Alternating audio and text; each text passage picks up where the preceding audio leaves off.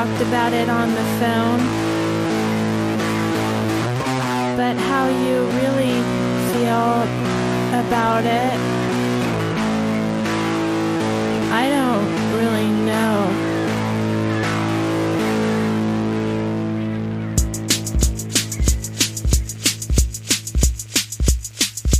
What's your take on Cassavetes? What's your take on Cassavetes? What's your take on Cassavetes? What's your take on Cassavetes? Misogynist. Genius. Misogynist. Genius. Misogynist. Genius. Misogynist.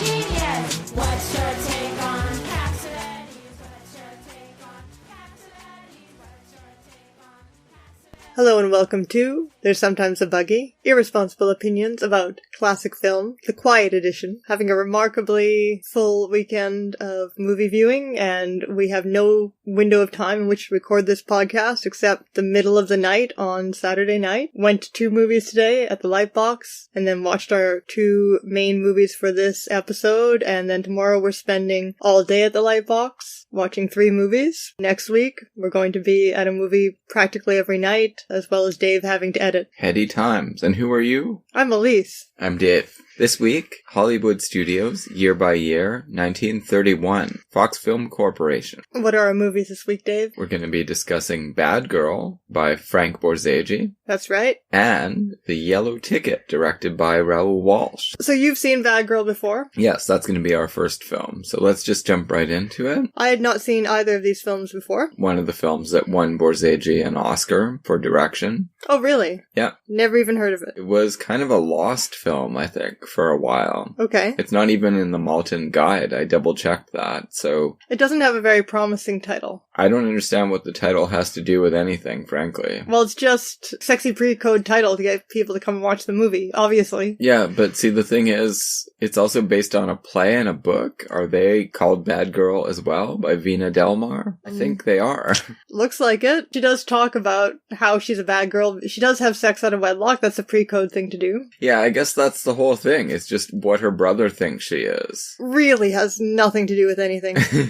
So again, we've had occasion to mention Vina Del Mar before, Playing Around. Yeah, that's right. That was for Warner Brothers 1930, I believe. Was it? It was, yeah. We mentioned that she wrote the screenplay for The Awful Truth. That is her biggest claim to fame for movie fans. It is. That's how connoisseurs know her these days, but she does seem to have been involved in all kinds of things. Writing plays, writing novels. Who are our principal actors here? So James Dunn, wonderful actor. He is a Fox leading man in the early 30s, but his career kind of went way off the tracks because he was apparently a really, really, really bad drunk. Starred in some Shirley Temple films later. And he does have an amazing comeback in the mid-40s. This is how most people know him today, as the dad in A Tree Grows in Brooklyn. It is one of the great performances. I mean, I guess the sad thing is that he was pretty much playing himself in that movie. Heartbreaking character. This is what Wikipedia has to say about his early years, that he was the son of a Wall Street stockbroker and was himself briefly a stockbroker before becoming a vaudeville star. Right. Now, how does that work?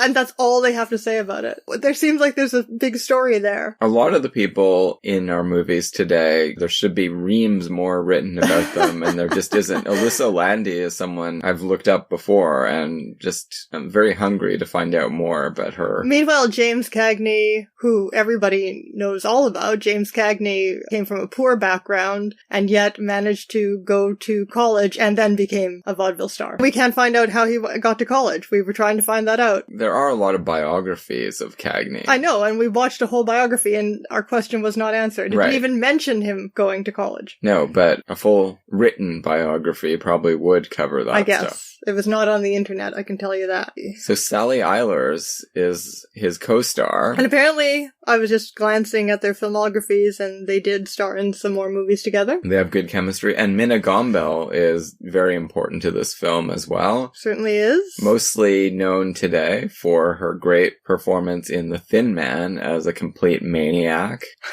You remember her from The Thin Man, probably? No, I don't know the Thin Man movies very well. Well, she's the mother, the evil mother. Oh, okay. In The Evil Family. Everybody's fucked up in that family. I'm just looking at her obviously she's a character actress and she has an extremely full filmography, and she was, in a concordance with our second movie of tonight, she was in High Sierra, she was in Best Years of Our Lives, Snake Pit, she was in everything. Yeah. Seemingly. I don't recall seeing her in all these movies, but I probably have. She turns up all over the place. So both of our movies tonight were bizarre. I really appreciated both of them. Yeah.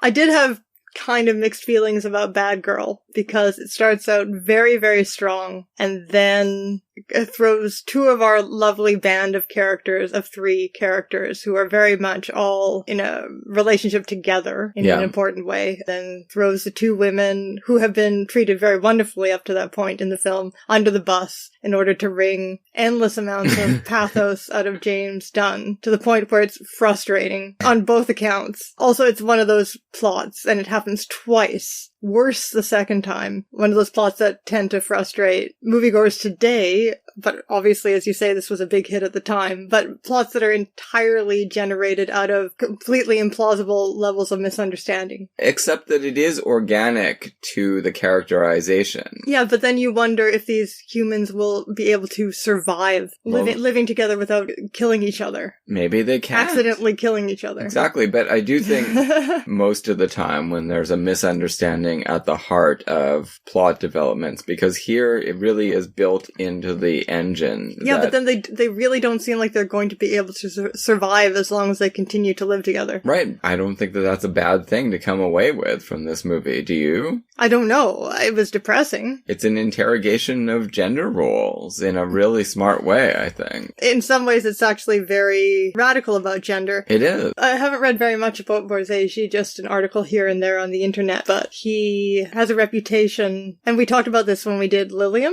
He has a reputation for having very, very traditional gender roles in his movies and then pushing them very, very far to the point where it becomes interesting. Yeah. But I think, based on this movie, that seems like it's not a nuanced enough understanding of what he's capable of doing, because this movie doesn't in all ways have traditional gender roles at all. The main way in which the roles are traditional is that the husband insists that his wife not work. It even goes so far as to have it be part of the text that these characters know what they're supposed to be like. Especially him, anyway. I mean, he talks about it quite a lot to anyone who listens. He has all of these sentiments and these ideas about people, but he can't actually mold them into words that make sense for a man to speak the way he understands what being a man is. It's a very radical interrogation of masculinity. Yes. But it also, through the role of Edna is, I guess, freed by her status as a widow into defying her gender role, and also maintains a relationship with Dorothy throughout the movie that is very important to her, almost it's almost the equivalent of all of those movies that we see from this period, but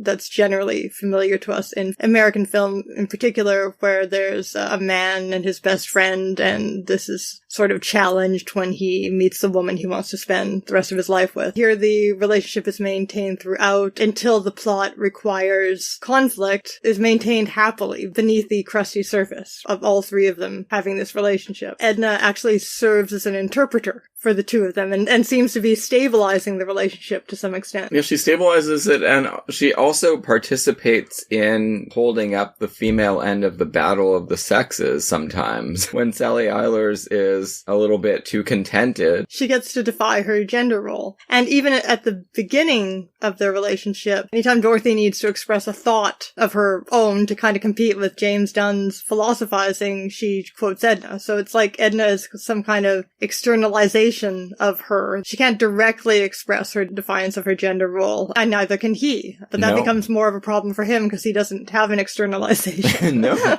Should we set the scene a little bit? Pretty sure it's New York City. These are hard scrabble times. The characters we care about are living in tenements, but we do have a plot about upward mobility, or an attempt at it. James Dunn is thinking that he is going to live the Horatio Alger dream. He is going to open his own Eddie Collins Radio Shack, or something of that sort.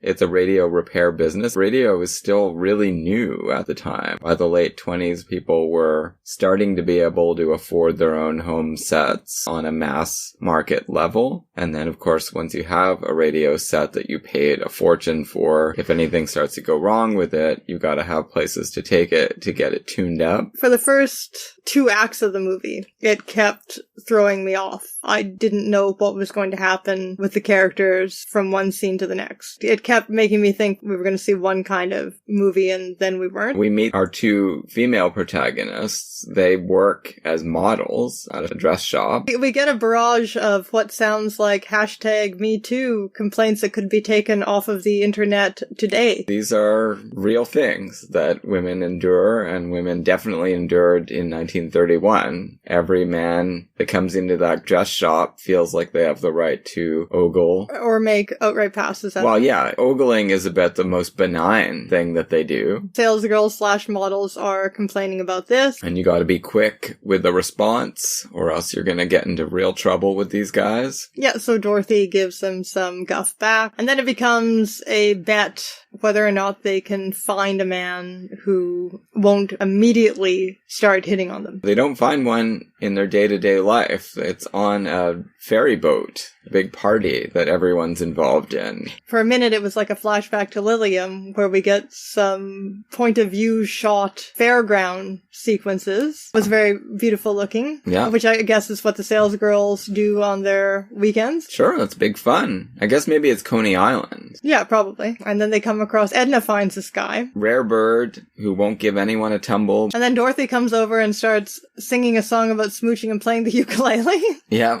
to get his attention. Cut that nonsense out. That causes him to launch into a men's rights routine about how she's encouraging the behavior that she's complaining about by the way that she's dressed and made up. Her reaction to this is just to be puzzled by him and find him intriguing. Right there, I thought this was going to be a battle of the sexes, and it continues this way for a little while. A battle of the sexes, male versus female point of view thing, which would go along with, as I say, what I've read about Borzage. It turns out that this is just an act. Well, it's not really an act that he puts on. It's just, he says he is powerless to stop himself from sounding mean and sarcastic whenever he speaks. See, that's what I like the most about it.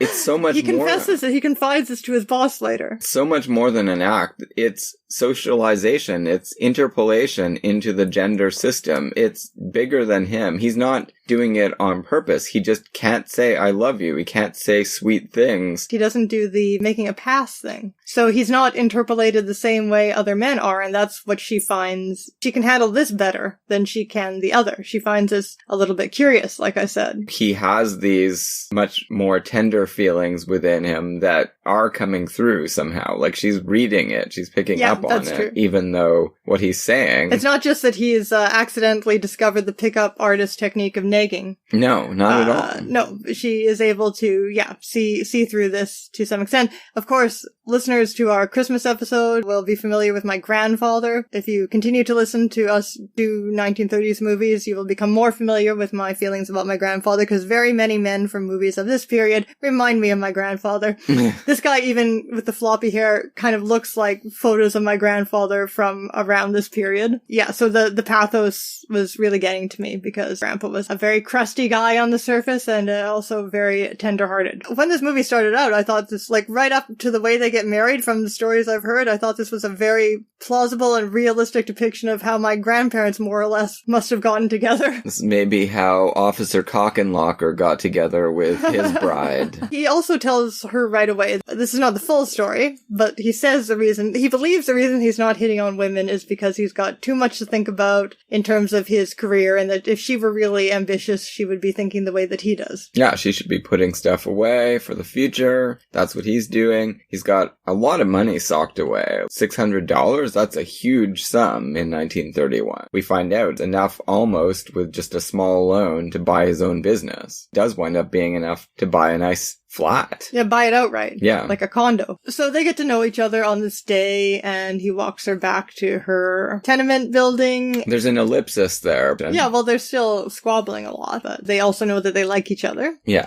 And then she keeps saying that she needs to go home or her brother will give her a black eye again. Yeah, Because well, he's trying to keep her decent. He's keep trying her to... from being a bad girl. Exactly. So there the title makes sense. That's where it comes from. And then we hear more about his philosophy and his plans for his life. Hear on her side a lot about Edna. We do. An incredible scene where they are saying goodnight. It all seemed very much like it could be a play. Every scene takes place kind of in one room, but it was adapted by Edwin J. Burke, who won the Academy Award for Best Writing Adaptation for it. Cool. So I don't know what of these episodes came from his screenplay and what came from the play, but yeah, they're quite remarkable. Yeah, I really like this stuff. So it gives them things to talk about, spurs to discussion of, again, the philosophy of escaping the tenement that James Dunn espouses. But it turns out that everything he says is not how he actually feels. No, it's how he thinks a man who is on the go, on the move, should talk. And everything he says she believes, because he's saying it with utmost conviction. Yeah, and we see the seeds of very big problems that will come later. Here, it's fine. I mean, they're just getting to know each other. She is going to take him at his word, and really, this is a guy who's just begging for people to read between the lines with him, and she does it in some ways, because she does pick up on his feelings for her when he won't say the words, but she doesn't in terms of how he feels about life in general and how he faces the rest of the world apart from her. And so this is the setup for the whole drama. This is what they just keep repeating. The stakes just keep going up. Yeah, in larger stakes. Yeah. They talk about their parents, where they come from. Her mother died giving birth to her, and this is a huge thing looming over her mind in terms of thinking about getting married and taking up that role of motherhood. And he doesn't want to get married because he wants to get a business going first. So then I thought, particularly when he talks to his boss about this, I thought that the movie was going to go in the direction, the conflict was going to be that he obviously is in love with her and decides to marry her, and then he can't start his business, and then that was going to be a source of tension between them. Like an It's a Wonderful Life kind of thing, where Sure. he gets stuck. Or many other stories Yeah. of the period. It doesn't turn out to be the case. Not at all. Every time, like I said, I thought I knew where this was going. It wasn't. It's a very surprising movie. With either plot or characters. So then we get a sort of American tragedy situation where, sort of by chance, she ends up in his bed and they sort of by chance have sex because they can't resist it. There's an ellipsis, but they've fallen asleep. They totally made out. They didn't have sex. She's not pregnant at this point. It's not a shotgun they don't have wedding. she doesn't have to get pregnant. The movie definitely wants you to think that the brother's thoughts are not true. His thoughts wouldn't be true either way. I agree with you in terms of the way we look at things, but he is pitching this to an audience in 1931. Yeah, but it's a pre-code audience. It's still an audience that would think, oh, this is so wrong. She's being suspected of having sex before wedlock. Well, personally, even though the act was not presented before our eyes, I assumed that they had sex. So it's not doing a very good job of making it clear that they didn't. You know, she loves him. She loves him. Yeah, these are normal people. Normal people did have sex out of wedlock. Or before they got married. This happened all the time. Yes. All the time. Normal people. Right. Not bad girls. I don't feel like the movie is saying that they had sex. It's that they... Well, let's agree to disagree then. Yeah. I think the movie is not making it clear if it's trying to show us definitely that they did not. And I do want to make it clear that obviously I don't care either way. I don't think she's a bad girl if she had sex with him, but I did not get that from the movie. I get the sense that she is upset because she thinks she's going to be blamed for doing something that she didn't even do. It doesn't matter either way. No, it's true. So it's 4 a.m. She will get beaten up. Simply for being out until 4 in the morning. It's brutal. She spends a lot of time looking around for Edna, but she can't find her because she says that if Edna's with her, well then, the brother's gonna back down. He wants to marry Edna. He wants to be Edna's second husband. Now, I don't know how Edna doesn't know about the brother beating her up. Well, Edna just doesn't have a very high opinion of men. She's probably thinking, well... Yeah, but after this episode, she decides she's done with him. Well, he's obviously been putting on a gentlemanly act. Well, that's why I'm saying I don't know why she hasn't confided that she gets a black eye from her brother every now and then. When they're sort of lingering at the bottom of the stairs of the tenement, this is the second time we've seen them do this, it all comes out that James Dunn wants them to get married. That will give her the confidence to go up and confront this brother. Just sort of mentions it as an idea, and she's very excited about it, and then he's like, what have I said? And then he thinks to himself that this is exactly what he wanted. It had to come out of him in almost a fit of poetic inspiration. It's not part of the way he usually talks, and it certainly isn't a romantic proposal anyway, but for him, it's a major feat. Right, and then she tells him that he isn't obligated. Then he tries to turn it into a fight. He's like, what? You're trying to say I take things back? No, I'm going through with this. I would never propose to you if I didn't think you were the most magnificent creature I'd ever encounter, or, something like that. Yeah, he really gets into some flights of fancy there. But then she tells him that she still wants to face all of this with her brother alone, which he allows her to do. Well, she's not afraid anymore. Whatever he does to her, she's not going to... Yeah, well, then I thought maybe we are going to see her be not afraid while she gets beat up. Thankfully, she's spared that because Edna is there. That's why she couldn't find her. Edna was camped out at her own home making excuses for her. I mean, she must know about this brother being violent. Otherwise, she wouldn't be there. That's what I'm saying. I think Edna believes that this is just what men are like. Of course, brothers beat up their sisters if they stay out all night. But they don't call them tarts? Because, again, she decides based on this episode that she's not going to marry this guy after all. Well, it's one thing to beat her up, I guess, but it's another to throw her out and disown her. With no clothes. Yeah, exactly. So this guy is a real ass. And again, Edna's standards are very low. She seems to have been willing to put up with the first kind of behavior, but not this latter behavior, because you could twist it in a psychotic, patriarchal way into believing that he really does care about her. That's why he threatens to beat her and does actually hit her, because he's trying to protect her virtue. But once you start doing stuff like disowning and throwing people out and keeping their clothes, well, then you can't even construe that as having someone's best interests at heart anymore, right? So she tricks him into giving the clothes, and then they depart together. Yeah, that is really great. And Dorothy goes home with Edna. Yeah. So this movie is freaking radically feminist again. It's amazing how many of these pre-codes are based on material written at the time, or earlier. Sure, of course. Right? So we did not invent feminism, just everybody should have this as a newsflash. Tag Me Too didn't invent feminism, my generation didn't invent feminism. Seneca Falls Convention was in 1848. Even cultural feminism predates all of this. And then they have their first little misunderstanding, but I think Edna definitely knows, and we know as the audience, that this is going to be resolved quickly. I don't think you're ever meant to think that Eddie really has taken off and backed out of the plan. It's just nerves. It's not even nerves. It's just the plot fucking with Sally Adler's head. But this whole sequence is all about her friendship with Edna and Edna dealing with this little boy. Oh, it's so great. Single motherhood. Yeah, it's not that much of an exaggeration either. Well, even any kind of motherhood, single or not. It's not much of an exaggeration of what kids get up to every time you turn your back. You're just trying to help out a friend, have a little conversation, have 5 seconds to yourself. Kid is amazing. And he's trying to do something that isn't working. Yeah, I know, and he's really good-hearted. Genuinely just trying to conduct experiments or help her out or whatever, until she tells him to go tear the wallpaper, which he does.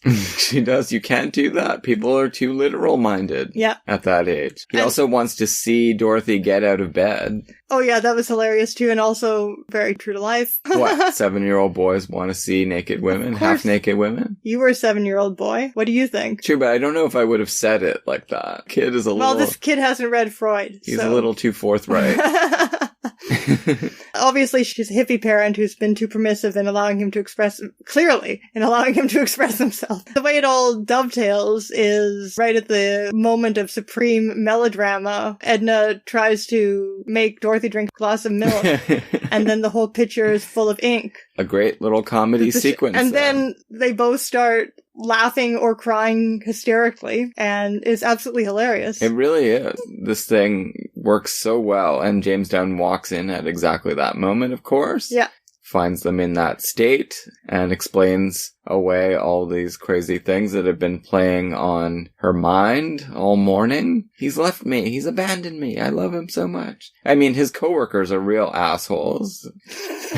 Well, I mean, Although it's pretty funny. I mean, it sounds like you'd have to be half, and I understand that in the state that she's in, where she's just been kicked out of her house by her brother, that she is half crazy, but you'd have to be half crazy to think it was true when they tell her that this guy has been fired for robbing the cash register. The only reason we half believe it is because it's a movie, and such a thing could happen in a movie. Especially when you've decided you're going to do something financially risky, like getting married, right? Like, we have seen movies where that kind of plot happens. He's got to steal money to get a bigger house or Although whatever. that would be a really crazy idea. It would be a different movie than it is, but she thinks she's in that movie for a little while. Yeah. And then she gets pulled back to reality. And even she says, I think he might have been kidding, but I don't know. They get married? I like Mina Gomble says that she doesn't go in for that sort of thing, witnessing weddings, funerals, whatever. I don't know if she's even really serious when she says she was contemplating marrying that brother. I think that's like half a joke. Yeah, maybe. Everything's a half a joke to her, which is great. So she gets into all of these sparring matches with James Dunn, but he's completely outmatched in all of them. Yeah. Right? But we do think he may actually resent her for her domineering ways until he calls upon her help later on, right? And it turns out that that's all a facade too. Yeah, he loves it. Yeah. So the next episode that happens, the next misunderstanding and episode, it kind of proceeds almost like a sitcom. Like, this could be a sitcom, because the same thing keeps happening, the same misunderstanding keeps happening over and over, and the characters are set in stone that way. They're like machines that keep making the same error. It's a series of sitcom episodes that build in tension and have a major climax, which sitcoms don't really do. And it is this over and over again. It's not a facade. They are acting according to the dictates of their gender, but also deeply conflicted within themselves about that. But it isn't that they're just playing a part, because that would make it so much easier. They could just drop it, but they can't just drop it. It's not so volitional as that. So, well, playing a gender part never is, or else everyone could just drop it. Well, that's what I'm saying.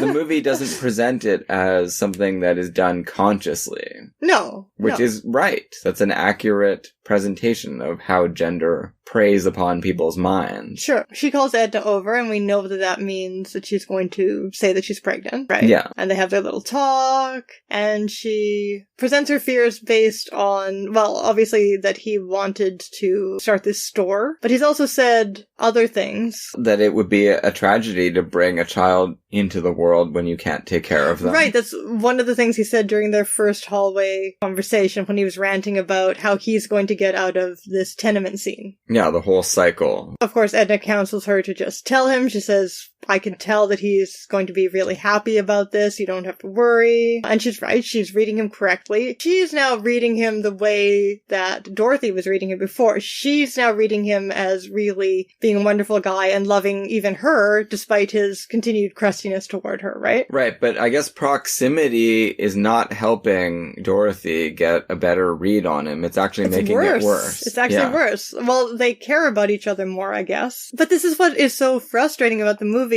that they start off with this wonderful rapport and understanding of each other, and then they lose it. They lose it more and more as the movie goes along. Maybe that's true in a marriage like that, where there's so many pressures. It's a plausible development. Yeah. And no, I mean, it's just frustrating. It's emotionally frustrating. It is, yeah. And I mean, it works. The threat is always looming over them. The first tenement scene, people screaming at each other. And then later on, again, when they get engaged, they're saying, you know, we're never going to be like that couple. But they're not exactly like those couples. No, but the movie is definitely presenting it as a threat, because they are understanding each other less and less. And that could lead eventually to wild screaming matches all night. Well, it's because of their own relationship to their perceived roles of being a mother and being a breadwinner, right? Yeah. And the conflict that could exist there. So Dorothy doesn't take Mina Gomble's advice exactly. She adds a flourish that ruins everything. She decides that she's going to help out. Yeah, instead of going straight to telling James Dunn that there's a baby coming, she says, how about I get my old job back? Which does make sense. If she gets her old job back, then the household has a lot more money coming in. He can still buy his new Radio Shack, and they'll have enough money for her to give birth properly. There's a lot of talk about how much money it costs to make sure that you don't die in childbirth. A very grim reality that a lot of movies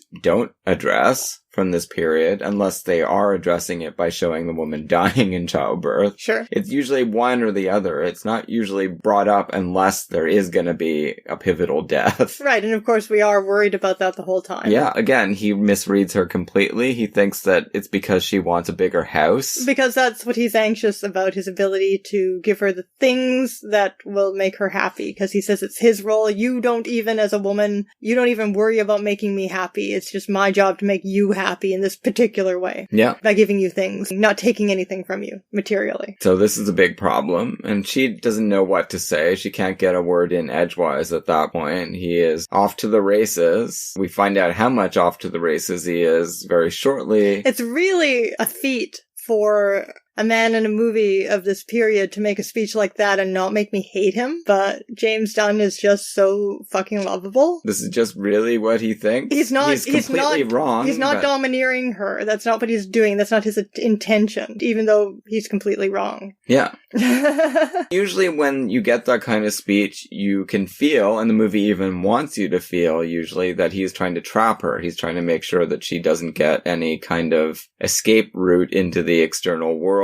Clearly, that's not what he's doing here. He just believes in his bones that he's got these responsibilities. Yeah, which is, I'm sure, you don't have to be evil to support patriarchy. Yeah, so, no. Like, I'm sure many men did feel that way. Because, it's not like he wants to trap her in the house. He is urging her to just go out all day long and watch movies. And she's reminding him, well, how does that work with your idea about saving up our pennies to pay for the new business? Well, we're going to find out that he is capable of just stopping eating if they have to save money. But he's not going to let her do without any luxuries. And what he's going to do instead, now that he's on this track, is he's just going to buy this condo, as you say. He's almost like a non-evil version of, what's that movie, Craig's Wife? Yeah, sure. He's super performing his gender to the point of craziness. Yeah. Right? His gender role, as he perceives it. Not toxic masculinity, but this breadwinner role, this provider role. Yeah. Winds up doing some really unmanly things. Yeah. As things go along.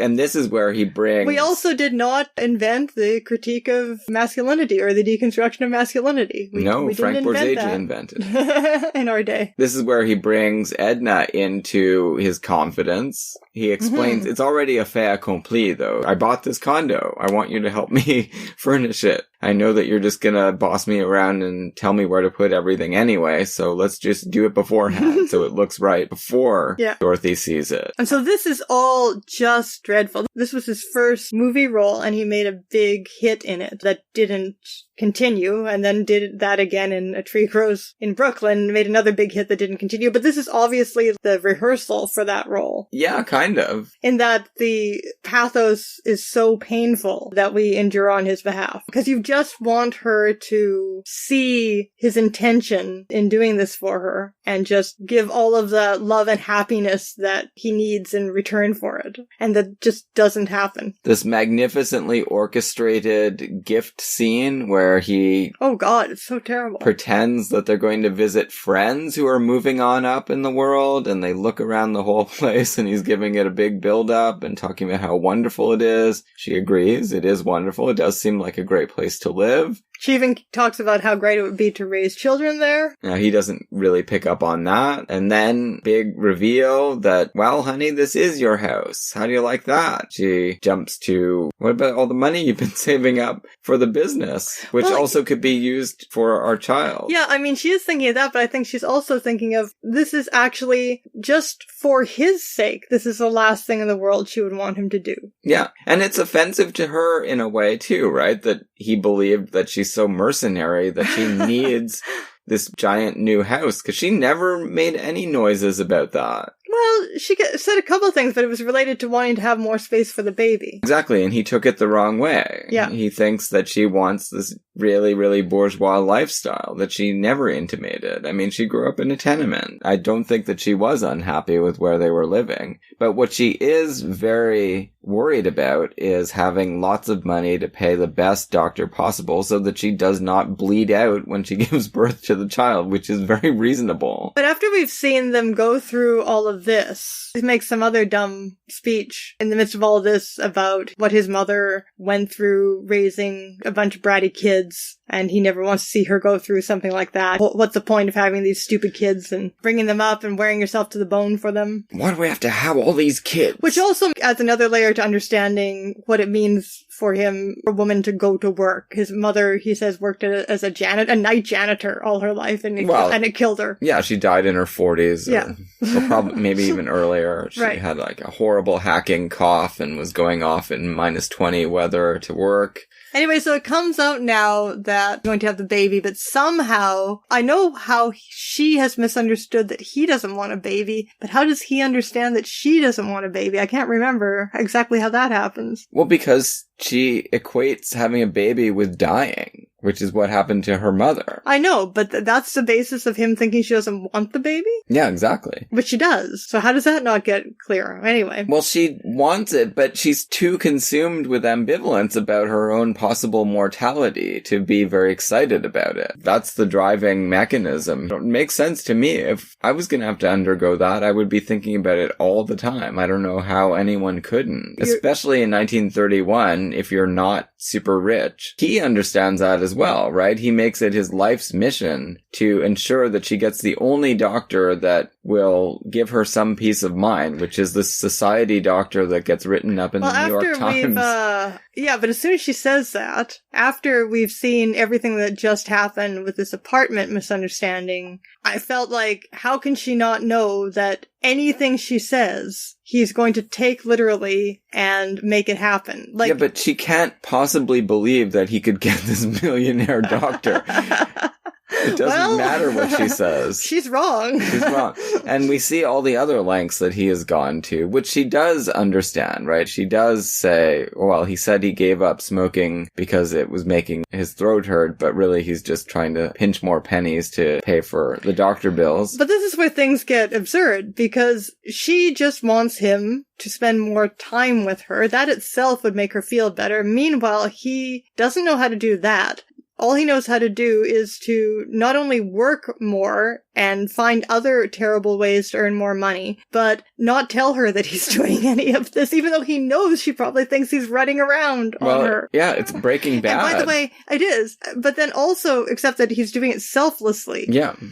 And then levels of anxiety he's causing, how can he not understand how endangering that is? He just gets his heart set on a plan, and he must go through with it and punish himself in whatever way is necessary to make it happen. And part of the punishment is incurring her wrath as well. Well, why does, come to think of it selflessly, why does Walter White, is he doing everything he's doing just to have some money to leave for his family? No, but his ego's involved. No. His ego's involved. Well, look, we don't want to talk about Breaking Bad for more than a minute, but he does embark upon the plan seemingly selflessly. There's no reason to suspect him at first that it's not for the exact reasons he says he wants to do it, which is that they have no money. He's already been moonlighting to pay for things. Yeah, but he also wants his moment of glory because he was this genius scientist who never got to make any money off of it. Right, but that doesn't come into it right away. That only comes up when he starts making the best damn drugs on the market. Leave Breaking Bad aside. All a very organic critique of the way the genders are supposed to relate to each other in a marriage. The husband provides material comforts, not companionship. Yeah. And he takes it to the extreme by completely withdrawing from the marriage in order to provide every comfort that she has asked for and even things that she does not believe are possible. He is going to make possible. And it just serves as this terrible intervention in such a promising relationship, right? Comes very close to destroying them. The last scenes in the hospital were making me think of Scorsese's New York, New York. Yep. Even though we haven't seen anything, like that's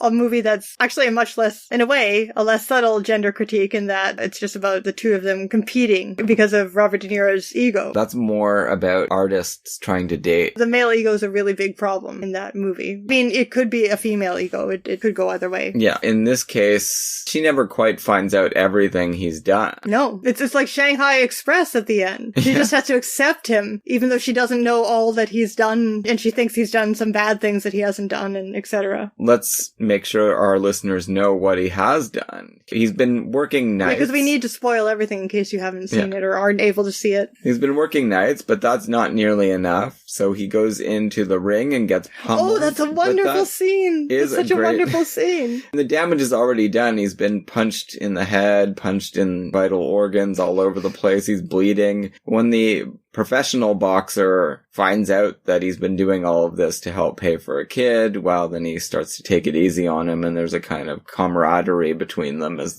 James Dunn hangs sweatily on his opponent in the ring, and they talk over Why don't you tell me, buddy? I'll just lean on me and relax. I'll just hold you up so you can get 10... So they're like tenderly their naked bodies are tenderly embracing. It's very interesting. $10 a round. It's in a lot of movies. Some little string bean guy has to go in there, and the longer you can last, the more money you get. You get beaten by a guy who is paid to hurt people for a living. And the audience is just getting something sadistic out of it. They love it. They love it. And James Dunn really doesn't look like a boxer.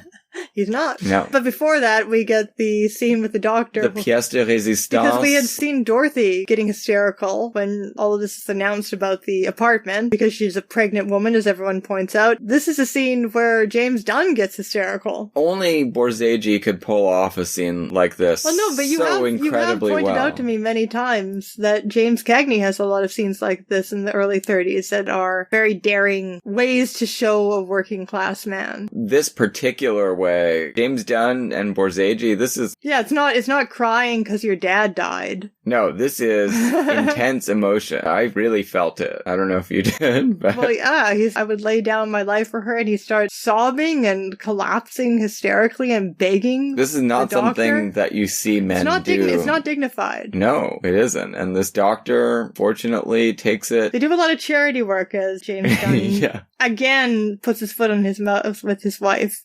Yeah. They're saying our baby is charity? Charity case? At this point, because of everything we've seen him go through, the most understandable reactions from Edna and Dorothy sound unbearably cruel and harpyish. Yeah, but I don't think Borzage wants you to feel that. No, but you do.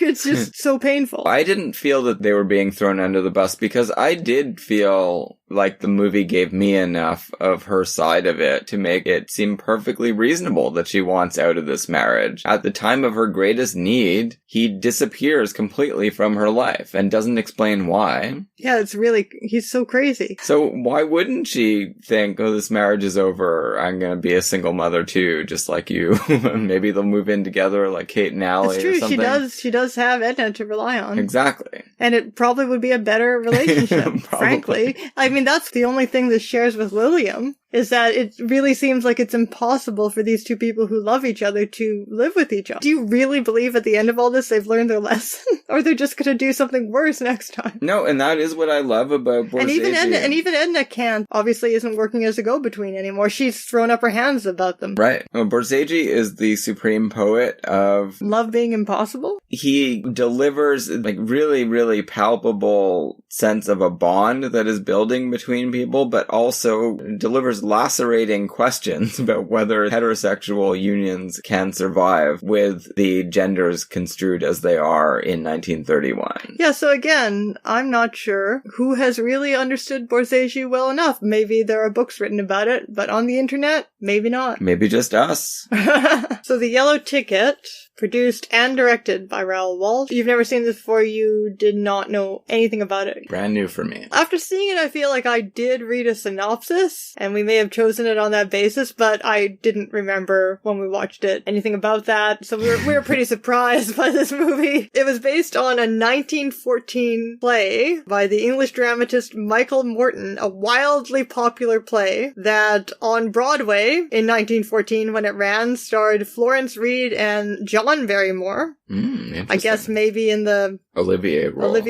This 1931 version we saw was the third American adaptation. I think it's really important to state this comes from a time, early 30s, Hollywood, where you do get a lot of intensely critical films about Tsarist Russia just prior to the revolution. You even get some movies in this period that are celebratory of the Russian Revolution. This one doesn't get to that point in the timeline, but the introductory paragraphs talk about how something had to happen because this country was too monstrous to be allowed to continue to exist. Later on, you're not going to get the same kind of approach to telling stories about Russia. It's interesting, though. Hollywood was doing this. Meanwhile, the U.S. government was refusing to recognize the Soviet state. There was some disagreement. No Soviet threat to America. I guess people were allowed to have opinions. They were, but don't forget, there was the Red Scare in the early 20s, which was pretty intense, and there were crackdowns on radicals. Maybe the fact that it was based on a popular play that had not started any revolutions in the United States. Yeah, but it's not just this, right? There's Crimson Dawn, I think it's called Crimson Dawn. British Agent, which is Kay Francis, an incredible Soviet super spy. There wasn't the same kind of pressure on the Hollywood studios at that time to all line up and just deliver constant Cold War propaganda. That's what happens in the late 40s and early 50s. Yeah, I can't remember. Raoul Walsh, was he a leftist? I don't really have a good sense of what his politics were in a defined way. Never talked about as one of the big Hollywood lefties. Doesn't usually get lumped in with the known Hollywood hard right-wingers either. Probably didn't make any major pronouncements about these kinds of things. So this was based on a popular play, so no one would have to be a big lefty in order to make the third American version of this. Right, and everyone knows that the Tsar was bad. In the United States, of course, they hate Tsars. What is They hate remarkable monarchs. about it is that as a pre-code, you are allowed to talk about the persecution Of Jews? Of Jews. A Yeah. pre-code, and also without there being a lot of noise yet at this point about what was happening in Germany. More than anywhere else in the world, pogroms, widespread violence against Jewish citizens was best associated with Russia at this time. But that will all be shoved under the rug very soon. After 1934, again, we talked about this, I think, just last week or very recently, in a 1937 movie made by a Hollywood radical, William Dieterle. He can't even mention the word Jewish in the life of Emile Zola. He has to just have it written on a page as a reason for a major anti-Semitic flare-up in France. So this film stars Elise Landi. She's really interesting. Apparently wrote many novels. Oh? She wrote a novel at the age of 20, and she kind of intermittently wrote in between periods where she was starring in plays and on film. An Italian-born Austrian-American actress and novelist who has a vaguely British accent in this film. She's best known today probably for her supporting role in After the Thin Man. We have Mina Gombel, best known as Mimi Jorgensen from The Thin Man, and Elise Landi is Myrna Loy's cousin who is at the center of plot developments in After the Thin Man. She is in a strained relationship with her husband, and she's got her longtime boyfriend, Jimmy Stewart, who is addled by what's going on in her life. Before we go any further, I should note two things. First of all, this is studios year by year, and these two movies don't contribute anything to our understanding of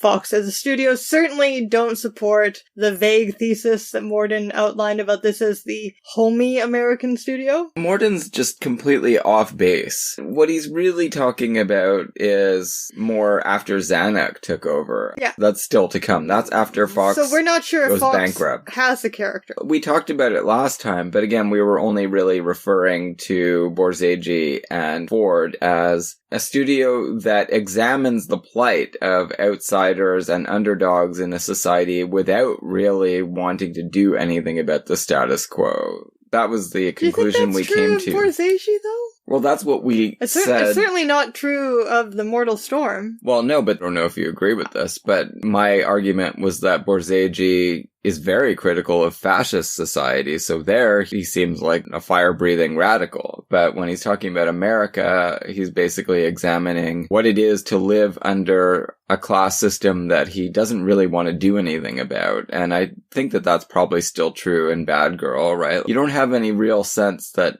things need to change, even though things are really terrible for people on the bottom. Well, I don't know, when James Dunn is sobbing and having a nervous breakdown in front of this wealthy doctor, the doctor is nice, but that doesn't mean you couldn't take that scene to be critical of this class system. You could, but I don't know. My sense is that Borzage doesn't mean you to take it that way. This is a wonderful act of cross-class solidarity. There's no sense that that doctor shouldn't have the position that he has in life. He kind of proves that he deserves it by being such a wonderful guy. I guess. You can read it in different ways. The other thing to mention before we go on is two Sternberg collaborators worked on this film. Jules Furthman working on the screenplay, and James Wong Howe was the cinematographer. Yeah, so this does have a very Marlene Dietrich kind of feel to it, right? Somewhat. Just the elements of the plot, I mean. Yeah. Well, Alyssa Landy is nothing like Marlene Dietrich. no, and her character is not a superhero by any means, although she is ultimately an effective heroine. Yeah, she does some pretty courageous things. It really felt like a rewriting of The Last Command, but it's not. No, it's its own That's thing. certainly what it felt like, though. Right up to the scene where Lionel Barrymore, as the head of the secret police, is showing off all of the weapons people have tried to use to kill him and putting ideas in her head during a seduction/rape scene. Yeah. But I guess we should work our way up to that. Well, but it's so different because The Last Command, Emil Jannings is a character that has a lot more complexity than this character. This Well, of guy course. is a very enjoyable fucking monster with not 1 ounce of positive qualities. Well, the movie plays best, and for the most part, it's interesting in its tonal shifts because it starts off as almost like a silent melodrama, except about Jewish pogroms in Russia. It was very interesting because we were talking about when do soundtracks become common in cinema? Yeah. Not soundtracks, but scores. Yeah, full wall-to-wall scores. The way that the score is used at the beginning of this movie is almost like it sounds like a silent movie accompaniment to silent movie melodrama scenes. But then after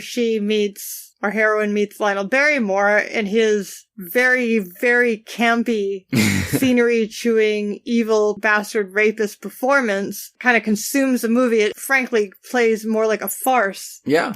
than anything. He might as well be in Devil Doll. Popular stage play with a big scenery-chewing villain role, I guess. The ultimate head of the secret police. This is what you would expect this kind of person to be in your worst nightmares. We first hear his voice. We don't even actually see him as he's ordering all exits to the ghetto shut down and no Jewish citizens allowed to leave the Pale, as they describe it. So the better for the Cossacks to just wreak havoc on By a the way, particular we saw territory. this movie, I'm just thinking of this because the hard subtitles on the version we watched called The Pale, which I've never heard of that term before, The Ghetto. Yeah. We saw this movie under non-ideal conditions. The audio was very low. It was a restored version, but it had hard subtitles and almost inaudible audio. Well, we just got closer to the computer and we were able to hear it pretty well. And the hard subtitles actually were kind of helpful to corroborate because they were in French, so I could read those as well. But I must have aired on French Just TV. in case you didn't hear the English correct. Yeah. Actually, I was kind of leaning on them a little bit myself. That's how hard it was to hear. So we've got a Jewish heroine. Yeah. We think that this movie is going to be mainly about the persecution of the Jews. Her father has been in prison because he won't pay unfair taxes. She discovers that the only way, since there's been this Restriction of movement. yes, turning the Jewish ghetto into a sort of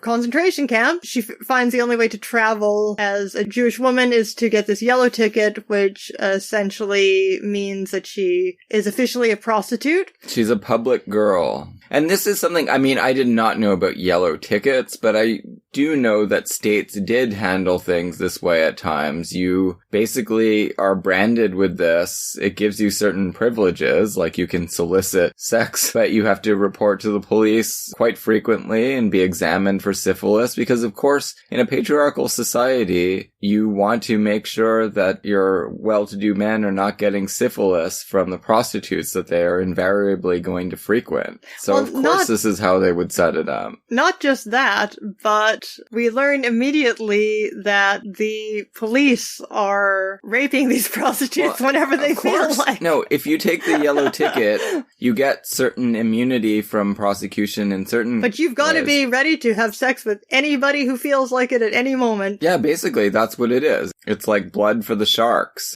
It's like being proscribed in ancient Rome. They could just issue a decree where, okay, you fucked up. We're not going to do anything to you, but if anyone wants to kill you, that's fine. But also the police have constant tabs on you. Yeah, and when you come in to be checked out, they will probably rape you a It's few like times. you are literally on a register. It's really brutal, man.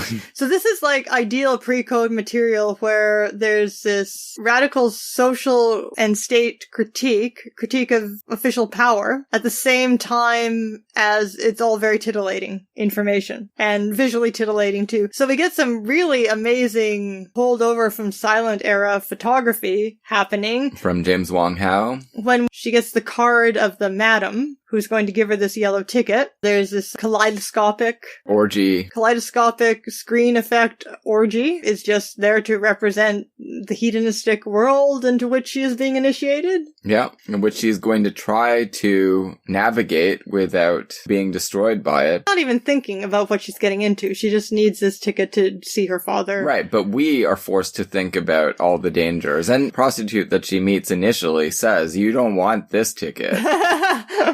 But she does. She's determined. And you basically got to be, in order to survive this kind of life with your sanity and soul intact, you've basically got to be a Marlene Dietrich character and have superheroic immunity. This character does not. She's already a victim when we meet her. No, Now, but what she does have is the kind of triumphant 19th century melodrama chastity powers.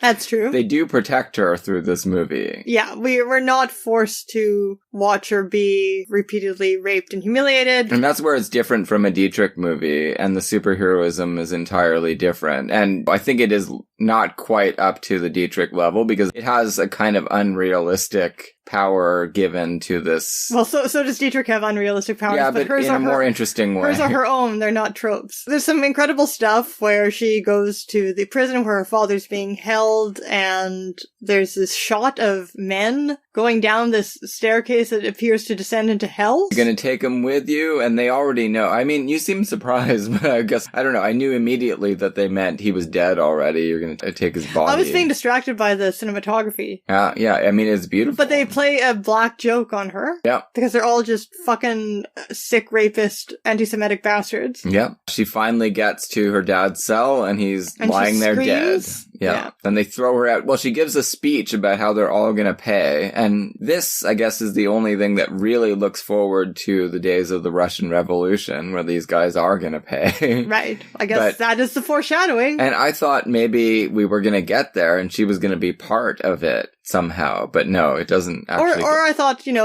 what with Jules Furthman being on hand and everything, that she might turn out to, be some kind of version of the Dietrich character, but she's not at all. No, but she does get to kill Chief of Police eventually. It's true, with her 19th century virtue powers and a gun. So she fails to, not understanding the power of the yellow ticket yet, she fails to report to the police, and they get to throw her in prison. We then get a titillating girls' prison orgy type scene where all of the girls Are being hosed down. all of the naked girls are being hosed down in this big bath and laughing like they're having the greatest time. And the matron is like, shut up! Stop it!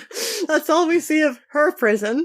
Some very unusual stuff. Pre-codes. Then we get into the plot proper when she meets Olivier on the train. Well, not before that. She there's meets more stuff. Lionel Barrymore. Oh, right, that whole sequence. There are 3 men who try to rape her. We get first the private. Boris Karloff. Yeah. This is right before, presumably, he was cast in Frankenstein and became a star, because before that, he's just a guy that turns up in all kinds of movies. He's bowling in Scarface. He gets shot on the bowling alley in Scarface. This is one of the last chances you're going to get to see Karloff. But it does kind of anticipate the end of The Bride of Frankenstein. He's just putting these moves on way too fast. He's a drunken army stable boy. So he gets pulled off of her by a captain who then tries to rape her, who then he gets pulled off by the general. Or whatever he is, Lionel Barrymore, the prefect of police. He mistakes her in his mind. He thinks she is a bourgeois or aristocratic lady, takes her to his table and is trying to pull his moves on her, and then they all find out that she's got a yellow ticket. And they laugh their asses off. Yeah, and they encourage the band to sing a bawdy song about how all the different levels of soldier get to have sex with a woman. It's very grotesque. It's very grotesque. They're all portrayed as decadent creeps, as we've said several times. Yeah, no nuance at all. They are monsters, and I just like it in this movie. Whoever was in charge, whatever their economic policies that were in charge of the secret police, I'm pretty sure they all were monsters. Yeah, exactly. I don't think there doesn't need to be any nuance. No, here you at don't. all. You don't need to portray these people as human beings. They really have checked their humanity at the door. And we see Lionel Barrymore. He's presented with a list of people that might be shown clemency, and he's like, "No, this list is too long. Just kill them all. Next time, make your list shorter." Pretty sure that was happening throughout the century. Then she meets Laurence Olivier. She's traveling on a train where the porter seems to be interested in introducing her to men so that they can sleep with her, despite the fact that she has not in any way indicated that that's what she wants to happen. But she has a yellow ticket, so she is fair game. Yep. The first guy that she gets is Laurence Olivier. So there are some good Firthman ethnic jokes. I'm going to attribute them to Firthman based on Shanghai Express. Okay. Good Firthman ethnic jokes in here. First of all, when they try to figure out why he doesn't want to sleep with this woman, they say he's English.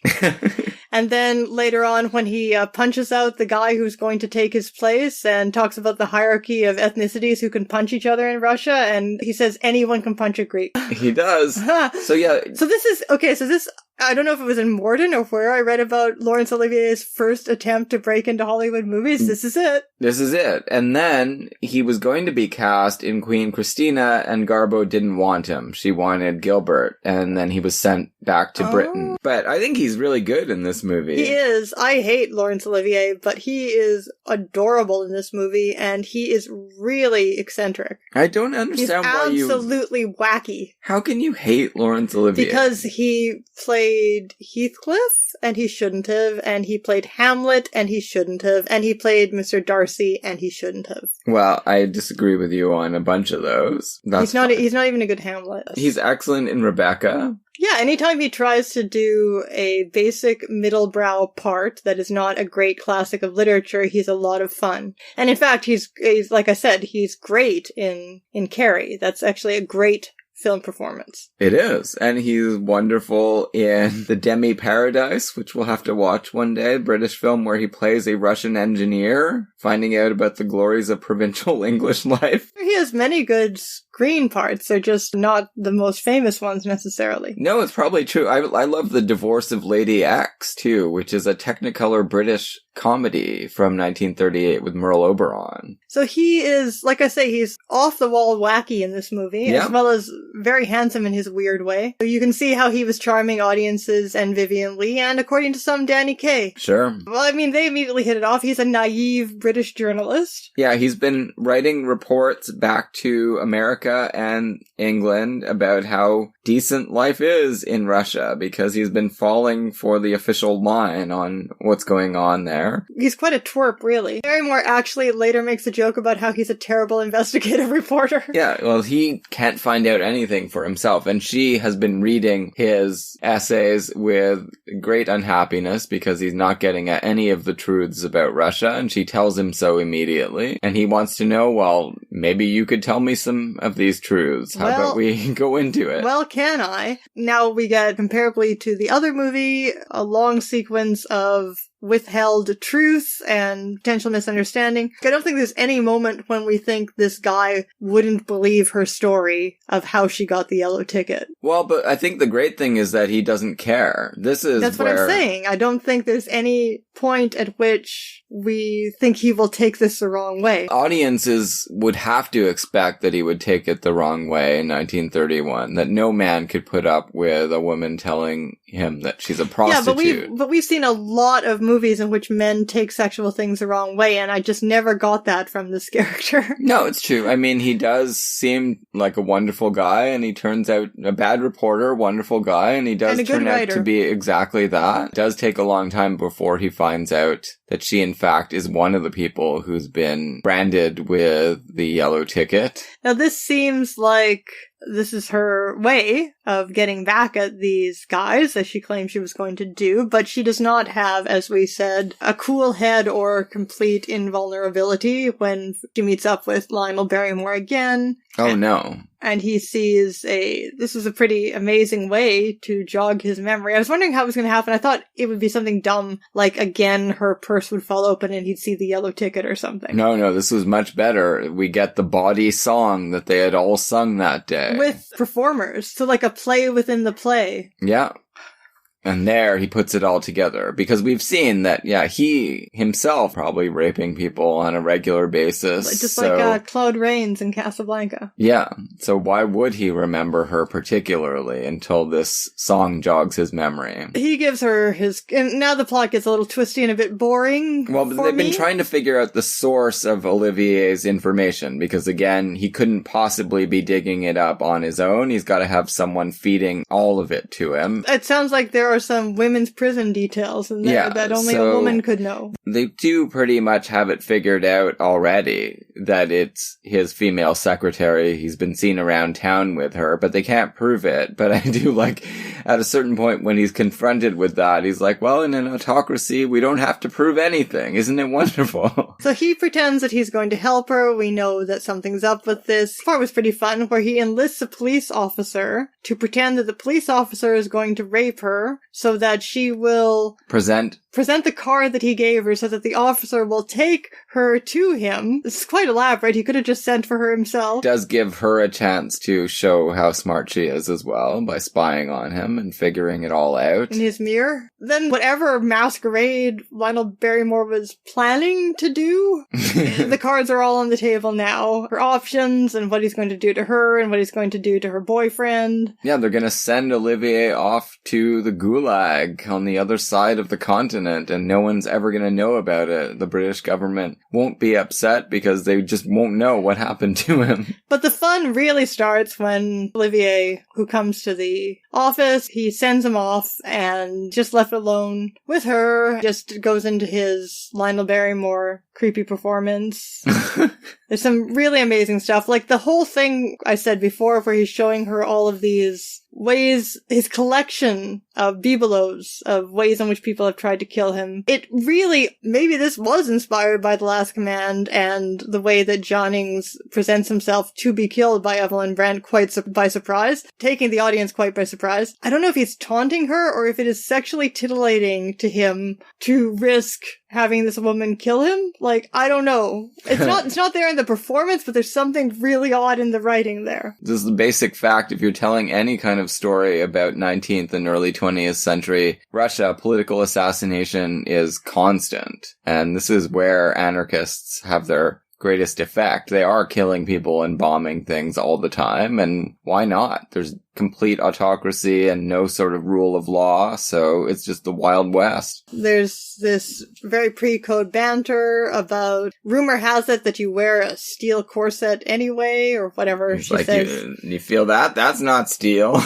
when he's pressing his body up against her, that's like a line you couldn't get away with a few years later. Barrymore's been getting reports. This is where he gets really excited. The doctors all assure him she can't have been plying her trade because she is a virgin. I guess they've tested her. When they're testing her for syphilis, I guess maybe her hymen's not broken or something, because she has not been doing any prostituting. And everyone is definite on that at this point. And that makes Barrymore really excited. Yeah, why is that detail there? So that he can rape a virgin. That's what he really wants to do. But is it there for the audience? It's for both. Obviously, yeah, the audience wants to know that she is a virtuous girl who hasn't had sex. And it makes him really miraculously excited because he wants to desecrate her. Yeah, I mean, I don't know what to say. It's just, he is just absolutely camping it up. And it's like, I was laughing through the whole, you can't help but laugh through the whole scene. But it's really beautifully shot, too, the way he finally gets killed. I mean, you just see him from the back, uttering his vileness. Finally, the gunshots ring out and the smoke, and he falls down dead. You don't see her pull the trigger. There's that moment when he tries to kiss her, and she just shudders and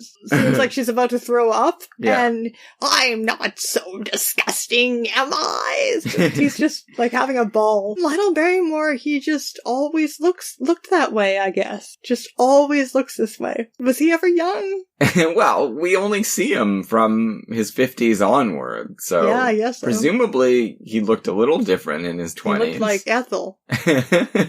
They're the same person. Yeah, then that happens. She shoots him. And it's a very nicely shot scene. The rest is near escape. Well, yeah, she knows that having killed the head of the secret police, she's in trouble and she's not going to be able to marry Olivier after all, but then Declaration of war intervenes. History intervenes. So there's some confusion. It messes up the secret police. It's a pretty fun final scene where they're flying off and they just do some kind of joyous mime. Oh, she throws a ticket out the window. Yeah. The yellow ticket. They just kind of do some comedy miming together, and yeah, Olivier is just a lot of fun. And it's really sad. Although I liked the stuff that he did in England in the 30s, so it's fine that he was banished because Garbo didn't like him. What's the timeline on this? Did he go back there and meet Vivien Leigh? Probably. I don't know. I don't know if that's for better or for worse. I don't think he was for their lives. Yeah, I don't think he was married yet in 1931. I'm not a big connoisseur of Olivier's private life. He does appear in quite a lot of British films in the 30s before coming back to Hollywood. Well, they became a big sensation acting on the stage and screen together in England. Right. Now, I haven't seen any of the films, so I have to admit. No, you haven't seen any of the British films? Absolutely none. I saw her Anna Karenina. That's about it. Oh, that's much later. That's the 40s. Yeah, that's the movie. It is even stranger than it sounds. Yeah, definitely watch it. We assume that most people will not have seen most of these films. And even if you know how to get most of these films, even if you have your ways, you can't possibly be getting them all week by week, because this is a weekly podcast. So we're assuming that a lot of people are listening and haven't seen the films, and our policy is to try to make it a podcast that you could listen to and be entertained by, even if you never see a lot of these films. Yeah, of course. Because these movies are highly entertaining to us to talk about. Almost every movie that we talk about. So we hope that you enjoy the talk, whether or not you get around to the movie anytime soon. So this week we have seen, I guess the first one we saw was Godard. Film Socialisme. Roger Ebert, as a dying man, gave this movie 1 star. Not one of Roger's finest moments. I guess he was just letting the Philistine flag fly at that point. He just didn't care anymore. No, because that was a really interesting movie. I didn't like it quite as much as the Image Book, which I watched when it came out. I did enjoy it as well, even though we watched the version with what Godard calls, in his wonderfully woke way, Navajo subtitles. Oh, God. I think there was a total of 6 people walked out of this screening. Probably people who are not, unlike Dave, bilingual. Yeah, if you understand French, this movie is a lot more comprehensible than if you're trying to rely on the special subtitles that just give you nouns, a few nouns. Yeah, no sentences, really. Having sat through the whole thing, not being a French speaker, when I came home and looked up reviews of it, it doesn't appear, even people who've seen the more thoroughly subtitled version, I don't seem to have missed a lot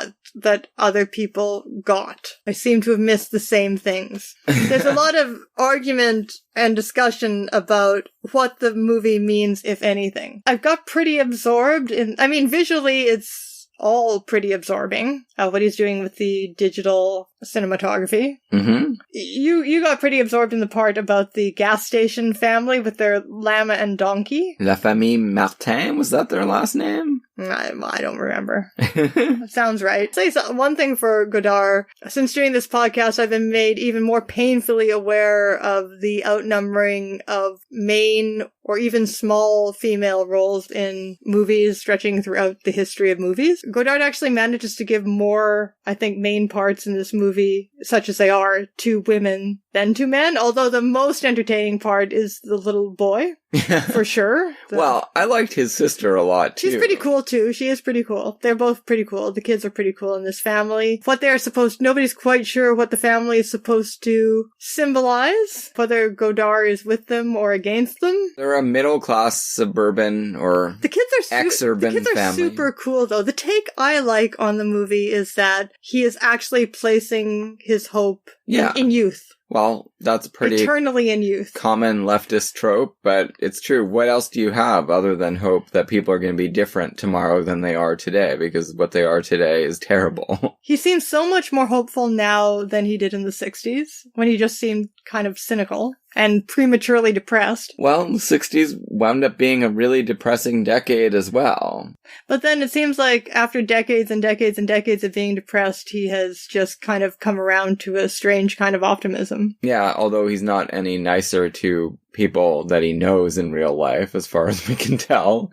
Are you talking about that passive-aggressive thing that Agnes Varda did to him in Faces Places, which, by the way, I really loved that movie? Yeah, I love it too, and they're supposed to be friends, and he didn't let her into his house. You don't go to a friend's house that you haven't seen in ages that you know is a recluse and let them know that you're going to put them in your documentary. Like, that's like a really loaded kind of visit to a friend. And he responded to it in a loaded way that actually added very interestingly to the narrative of her film and let her freak out on the camera. It's true. No, Elise speaks up for Godard. Someone's got to. It's a great moment in a great film.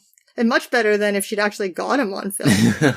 I don't think, can we articulate anything more about film socialisme? No, I don't think so. We're seeing, probably don't see it with the Navajo subtitles if you can help that. See it with real subtitles. I don't know what the hell Joker move. He's pulling a Varda on us there. Yeah. He's really fucking with English speakers. But, you know, that's an interesting question, right? Did I see the movie he intended people to see because I speak French, or did you see the movie he intended people to see because you don't speak French? That's what I wondered. I wondered if he made this decision to subtitle things this way because he thought he watched his own movie and thought, that's too easy to understand. Yeah. It's possible. I don't want them to understand it. I don't want them to be paying attention to it in that particular kind of way that has some kind of, cognitive understanding of what I'm doing. Jackson Pollock realizing that some people can actually read splotches. But there are some amazing scenes. Like, one that gets talked about a lot is the one where the little boy is pretending to be blind and starts, feeling his mother. Yeah. His mother, who keeps, as far as I can tell from the subtitles in my broken French, who keeps asserting that she doesn't exist as a person. There's just individually amazing, bizarre scenes in this movie. Roger Ebert was wrong. Oh, very wrong. We don't want, why do we want a comprehensible movie from Godard? You can see a comprehensible movie any day of the week. That's true. I did say to you that I thought maybe the reason I like his movies better now is that I don't understand what he's saying, which is also a principle that was brought up in relation to Sternberg's and Nanahan. The more clear they are about what they're saying, the less interesting they are. Well, that's usually the case with artists. Especially didactic ones like Sternberg and Godard. It's not why you go to art. You would just get that from a tract if you wanted something point for point communicated to you. See, and David Lynch understands this better than anybody. Next we saw I Walked with a Zombie. Well, actually, when was that? That was yesterday. I Walked with a Zombie was yesterday? Oh, we saw our first Angela Schenelac. We decided to take in this retrospective because it was manageable. She's made a manageable amount of films. Initially, we had thought, okay, we've got enough on our plate. We're not really going to take this on, but then we decided we would.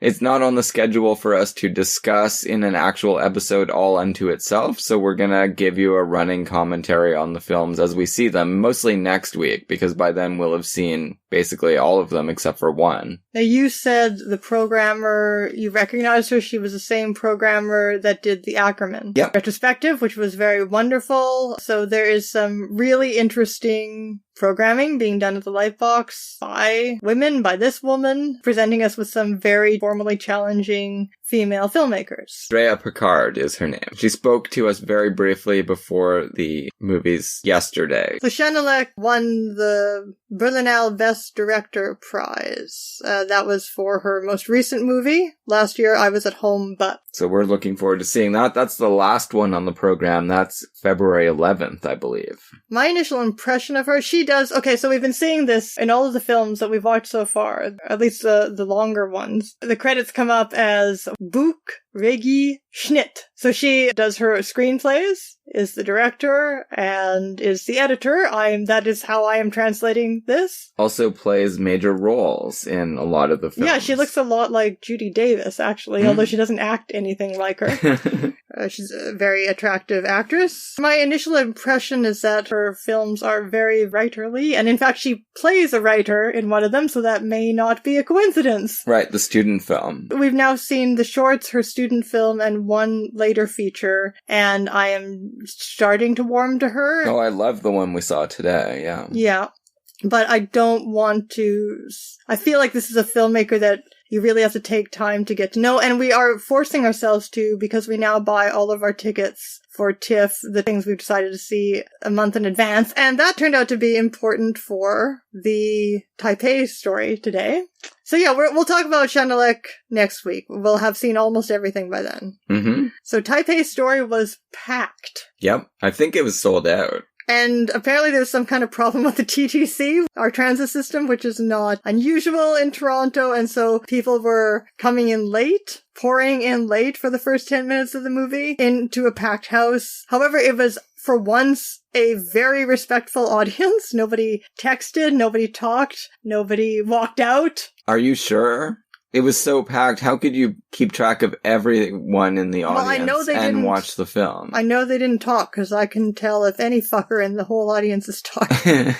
And nobody texted around me for once either, and nobody answered their phone, which happened. What screening did that happen in recently? Was that the Godard? Somebody answered their phone in a screening the other night. Might have been the Jean-Luc. Anyhow, so this is a film by Edward Yang, one of the new wave Taiwanese directors. I did look up, I'm getting very fascinated by the East Asian national film industries that we knew nothing about. I started to get interested in that when we did this 6th generation Chinese films, the banned Chinese films recently, and so I did look up about film in Taiwan. Yeah, so those movies, the 6th generation, that's all part of the tradition from the People's Republic of China. Taiwan is the Republic of China, where the people who lost the Chinese Civil War ran away to, backed by United States support, have managed to stay independent and thumb their noses at China, the mainland. Initially, they were under Japanese rule. Yeah, Formosa, not initially, but it was definitely part of the Japanese Empire. I don't know anything about the history of Taiwan. All I know is the Wikipedia article. It said that film was introduced to Taiwan in 1901 under Japanese rule. Yeah, because late 19th century, early 20th century, Japan was getting expansionist. They took over Korea. China usually had much more influence there than Japan. So initially in Taiwan, as in Japan, did you know this about Japanese cinema? Silent cinema was dominated by benshi narration. There was a star system of narrators who would narrate the silent films. No, I didn't know that. In Taiwan, they took this over from Japan, and that's part of the reason that silent film lingered longer in Japan. With your different star benchies, you could have a completely different take on a film. It could be a comedy or a melodrama or whatever they wanted to make it into. So this was a role that kind of dominated over either actors or directors for a long time. Cool. I did not know that at all. Ultimately, when Taiwan modernized in the 1960s, they started making films of their own rather than being a market for Japan, and educational film, propaganda films being made by the Japanese colonial government. Well, they weren't under Japan anymore after 1945. Yeah. So. During the modernization, their films were dominated by kung fu genre and health realism melodramas. What is that? Like mom and dad porn? Which sounds fascinating. Family values. It was just basically a way of saying melodramas that supported family values. I thought you meant like those movies that the Important Cinema Club and people are always talking about, where they would show a birth just so that you could see some nudity. Or I don't know if that was part of the health realism genre or not, but apparently there was this one female Taiwanese novelist whose works were adapted into over 100 films and TV dramas. That, to me, sounds really interesting. I'd like to check out some of those health realism melodramas. Things got serious in the 1980s with the new Taiwanese cinema. It has been compared to Italian neorealism. We haven't actually talked about the film, and I have no idea why it was such a sensation. There were people of all different races, all different genders, and all different ages at this cinema, and I never know, my finger's not on the pulse to know why that happens. The pulse of cinema going, if anybody's is. I don't know why this movie generated that amount of attention. What did you think of it? Oh, I really liked it. And I wasn't exactly prepared to see what we saw because I read the one-line Wikipedia summary, which just said that a former Little League star begins hanging out with youthful hedonists. That doesn't really describe any part of the film. There is a guy who was a Little League star. And there is some hanging out with youthful hedonists. Not by him, really, though. Well, except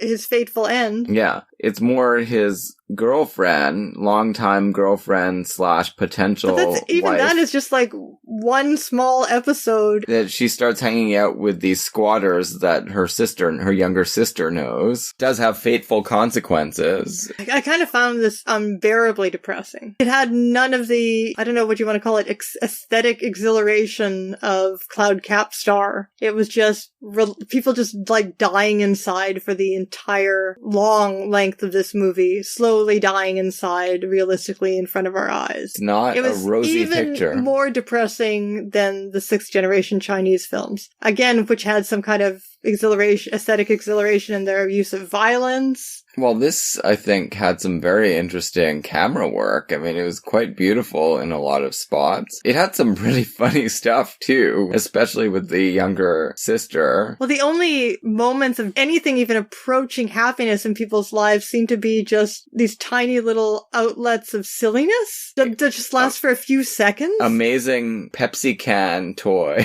But there are a few other moments like that, not as good. When she's fast-forwarding through the baseball games that he taped to see the Japanese commercials. That's amazing. And then a couple of fights between men over the same women. It's the only other moment where it feels like people are maybe happy. Of course, it's not a feel-good film. I was really quite taken with it. I'd like to see more by Edward Yang. We also saw I Walked with a Zombie. That was Friday night. Val Lewton film. Probably if you're listening to this, you're familiar with the Lewton oeuvre. He was the B. David Selznick, given almost complete charge of a unit at RKO in the early 40s, and he decided to make some very distinctive film noir / horror films with very muted horror, pointedly reserved for off-screen situations, mostly suggestion. All of it kind of gets summarized and put into the mouth of Kirk Douglas when he's talking about what he wants to do as a producer in Bad and the Beautiful. Yeah, but that only applies to cat people. This movie has real voodoo in it. It's not about suggestion. There's no monsters ripping people up. White people being afraid of black people. Yeah, there sure is. But they're being criticized for that. This movie was introduced to me already in my 20s as, even though I never really heard at that point, colonial literary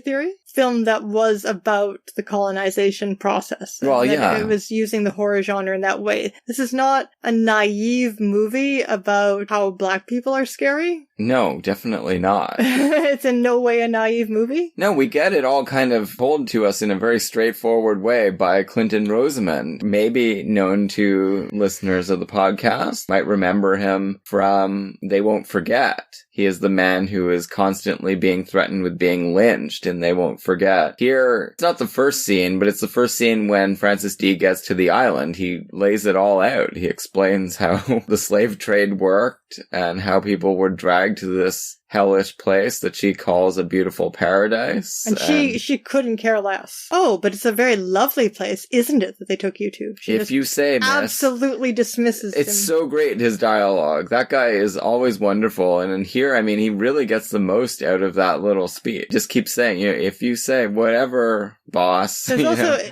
it takes place in the town of Saint Sebastian, and there is a black statue of Saint Sebastian symbolizing the legacy of slavery. Riddled with arrows. An important role in this movie is played by the hard-working African-American actress Theresa Harris, who I identified from a terrible, small, degrading role in William Wyler's otherwise wonderful Jezebel for Warner Brothers with Bette Davis, a movie I watched infinite amount of times as a teenager, which is how I recognized her from it, but she's in everything. She's just in everything, and mostly playing a maid, but sometimes with good versions of that role, as in this movie. Babyface is probably her most famous appearance. She has a small role in Cat People, too. Theresa Harris is often forced to make the most out of a very small role. She has more lines of dialogue than usual, and able to speak them with more dignity than usual in this movie. She gets to do some fun things. She gets to fight with a horse. And to affect the plot. Anyway, what I found interesting about this is the voodoo ritual scene and the dancing taking place in it actually seemed somewhat authentic, more authentic than you would expect of a Hollywood horror movie. It has an aura of authenticity, not being any kind of anthropologist or sociologist. I really don't know where they got it from or how authentic it is. I was trying to look this up. I was trying to look up production history, and I couldn't find anything simply on the internet, and I've seen documentaries about Luton. I've done some reading about Luton, and I never came across this information. And I guess it never interested me as much before, but it is true that the Trinidadian dancer Rita Christiani, according to Encyclopedia of African American Dancers that I found online, does appear in this film, so I assume she's one of the dancers. She also appears, and this is a connection I found interesting, in Maya Deren's Ritual and Transfigured Time in 1946. Now, Maya Deren, the avant-garde New York female filmmaker when there weren't any, became famous for her interest in voodoo. Rita Christiani was also in the dance company of Katherine Dunham, the American choreographer whose thesis on Haitian dance was edited by Maya Deren, and it was working for Katherine Dunham that inspired Maya Deren to go to Haiti and study voodoo and write a book about it. She also got some footage that was eventually made into a film and released, I don't think by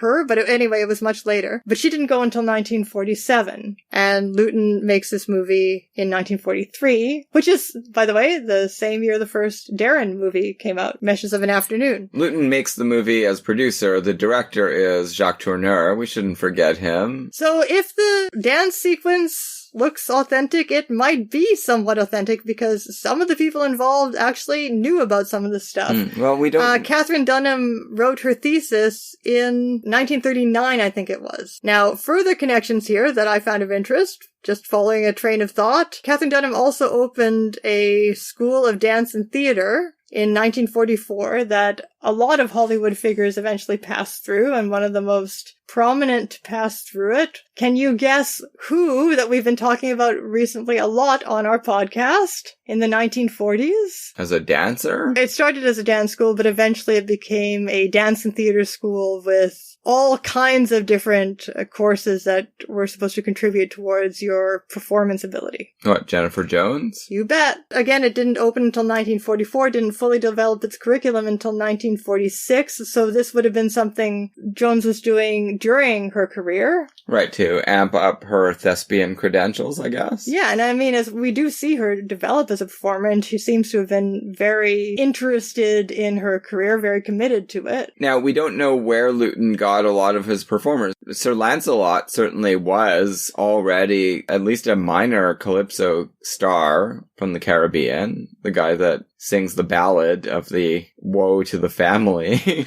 And he turns up again in Curse of the Cat People. Yeah. That guy's pretty awesome. We will do a Luton episode at some point. Yeah, but we won't necessarily do this film. It's not one of my very favorite Luton films, just in that the plot kind of ultimately goes nowhere. Even if you haven't seen this movie, you've heard it described as Jane Eyre with zombies. This is an interesting adaptation of Jane Eyre. Does it anticipate Wide Sargasso Sea? When was that written? 1966. Fascinating how much it anticipates this kind of anthropological interest in Afro-Caribbean culture that was going on at the time in avant-garde circles and in African-American circles, both, and also anticipates all of this post-colonial critique that isn't going to become academically prominent until the 1960s. Well, Luton was way ahead of his time, and it's a good thing he was, because he wasn't going to live much longer. Luton and Deren, their families, both Jewish families that came from the Ukraine. This brings together a lot of Luton's favorite people. We've got the nice George Sanders, Tom Conway.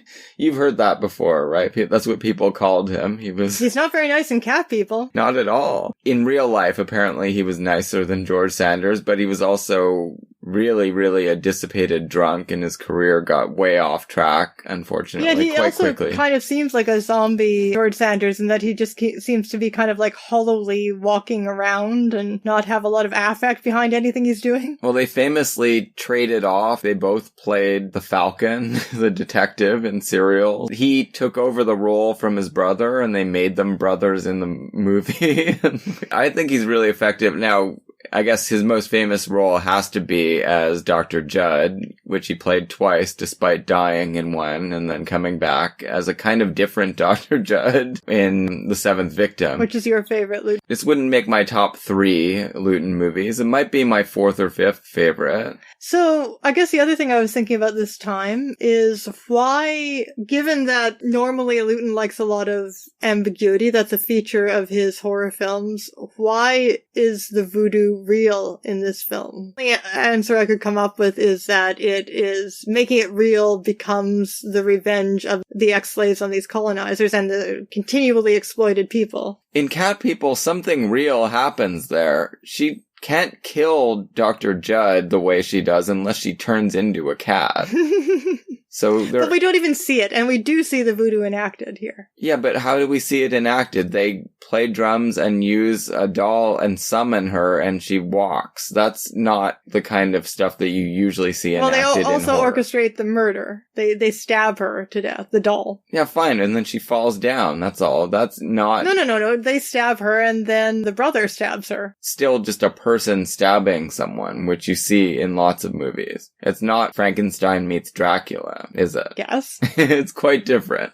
It still keeps to the Luton aesthetic, I think. It is very low-key. Ominous. The most ominous part about it is not those scenes. No, it's the shadows. Which are not the least bit ambiguous. You're killing a doll, which causes a man to Mercy kill this blonde chick. But the most ominous scenes are the photography of the moonlight trip through the sugarcane. The evil sugarcane, the phosphorescently glowing evil sugarcane. It is beautiful, though. And Tom Conway says all this beauty is just a lie. It's all putrescence. And the real fear is, of course, the fear of a foreign culture, and particularly an African foreign culture. But then the other side of that is that the even more real fear is massive exploitation of people. And that's the side the film is on. I would say that's the real horror. Well, that's what I mean, yeah. The fear is the fear of the white people. Yeah. But the horror is the horror of what they've done. The thing to be afraid of is the colonial masters, clearly. Okay, let's get into it. I don't find the movie dramatically interesting, but its ideas are pretty interesting. Tom Conway knows what they've done. In a way, it's almost like the Written on the Wind family, where the curse that's upon them all is the curse of their privilege and their knowledge of what it entails. And of course, being an oil family is pretty fucking evil too. Here, a direct destruction of human life and spirit. He doesn't talk about it as if people are wrong. He says, our servants here, they celebrate when someone dies and weep when someone is born because they're born into a hell that my family and people like me have created. What can he actually do about it? Nothing, because it's beyond him. It's the way a whole system of exploitation works. Everyone's kind of powerless. All of it's been set in motion. Some people are benefiting from it and others are being exploited by it, but no one can unilaterally change it. And it almost has, speaking of Cirque again, an imitation of life quality where there's this utterly ridiculous white person love triangle melodrama going on. And then the real horror. The real horror, which is the way that these people are being exploited and their creative reaction to it through these religious rituals, syncretic religion. And their whole imaginative world that they inhabit, that Theresa Harris's character is kind of a go-between, interpreting it to the white nurse who is bizarrely easily influenced because these people represent to her her unconscious. Yeah, Frances D. We were introduced to her in a snowy scene. The nurse comes from Ottawa. Yeah, big journey from the snowy wastes of the north to the palm trees of the Caribbean. And she definitely would not have been seeing a lot of black people in Ottawa. Canada has grown more multicultural over the years. Particularly from the 1960s and particularly in Eastern Canada to begin with. I think that's all we have to say for this week. I think so. Next week, Elise, we are doing your Valentine's special subject. So do you have anything you want to say by way of introduction? Well, I'm sure I can save it all for next week. What is it again? Moment by Moment, 1978, and Valley Girl, 1983. These were the films you specifically chose for our Day of Romance. Well, I'll be delighted to talk about Valley Girl, how we were introduced to that film, Moment by Moment, with Lily Tomlin and John Travolta. What do you say, Dave? This is going to be one of our less downloaded episodes. Who knows if there's an audience out there for this? We have never seen that movie. It was introduced as a underrated gem to me by Richard Brody, the New Yorker critic, not personally, but in an article. He is following my Twitter account, but I have no idea why. He doesn't talk to me. It is a romance film, presumably. It is definitely a romance film. I'm hoping for a 1970s version of All That Heaven Allows. It was written by Lily Tomlin's long-term partner, who is a well-known playwright in her own right. Her only directed film, actually, because it was a complete and utter fucking commercial and critical disaster. At a time when Travolta could do no wrong at the box office. That's one of the things that links the two movies. They were both made by women, and the women were not given a lot of other chances to, in one case, none at all, decided never to try it again. Oh, God. To make an auteur piece. But don't be depressed, because Valley Girl is really awesome, and it is a whacked out early Nick Cage performance that also has a lot of emotional depth. It's actually going to be a nice prelude to our cinema going experiences in March, where we'll be seeing some Cage films that are being screened at the Review Cinema. And I guess next time we're also going to have some words to say about Angela Schenelach. Yeah, because we'll be seeing her movies pretty much every day this week, so look forward to that. Yeah, let the romance flow.